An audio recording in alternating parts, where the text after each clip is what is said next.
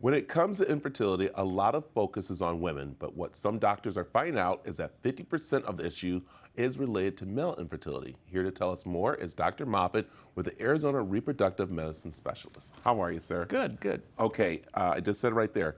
50% of some infertility is the men's problem.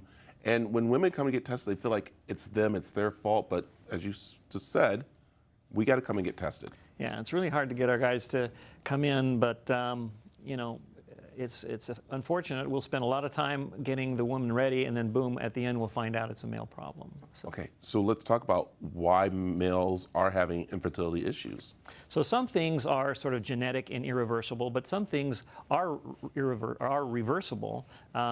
Sperm develop in about a 90-day period of time, and so if we can intervene and change it, it'll improve. So for example, smoking, overweight, alcohol, drugs, those can all suppress your sperm count. Also, the heat can suppress your sperm count. In the summer, when we have somebody who's out in the heat a lot, that can drop their sperm count, and it'll take about 90 days to come back. Yeah. Okay, you said the heat, and I know we're here in Arizona, we kind of like have heat all the time. So it's really also if you're working indoors or doing things and it's hot in there, that's something you need to watch out for. Well, yeah, but we're talking about, you know, significant heat, greater than 100 degrees, you know, that type of thing. If you're working indoors, you're going to be fine. So, yeah. We also talk about the guys who are out riding bikes, doing things like that. Right, right. So anything, occlusive underwear and being out in the heat. So the biker who's at noon riding with those biker pants, that's a big issue. Also, a postal worker, you know, they're outside and sitting on really a hot seat, and that's going to be a problem. Now, okay, so is this able to be fixed? I mean, after taking the test and looking and seeing? So when we figure out the problem, the good news is sperm develop on a 90-day cycle. So if we can eliminate that, most of the time it'll improve. The other thing that's a big problem is testosterone replacement therapy. You can't be on the radio for more than 2 minutes without hearing an ad saying, hey, you got these symptoms, go on testosterone replacement therapy. But the problem there is it suppresses the sperm count a lot. So if you're wanting to have kids or thinking of in the near future, you just got to not take that. And if you're on it, you need to stop it. About 90 days, it'll come back.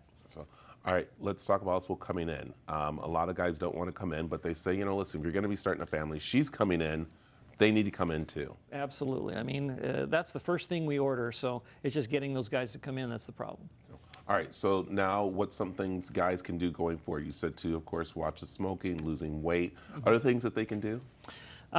You know, healthy eating and keeping your diet under control. And then there are some at-home tests that we'll talk about in another segment that you can do the sperm count at home and find out. Yeah, I think the other big part is just talking, coming in and sitting down talking and trying not to be embarrassed about it.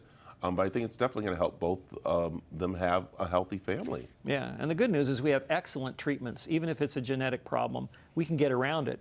We just need to know it so we can get around it. I like that. Doctor, where can people find more information? ArizonaFertility.com. There it is. I like that. Also, too, you can head over to the CW7AZ.com for more information. Thank you, Doctor, for coming in.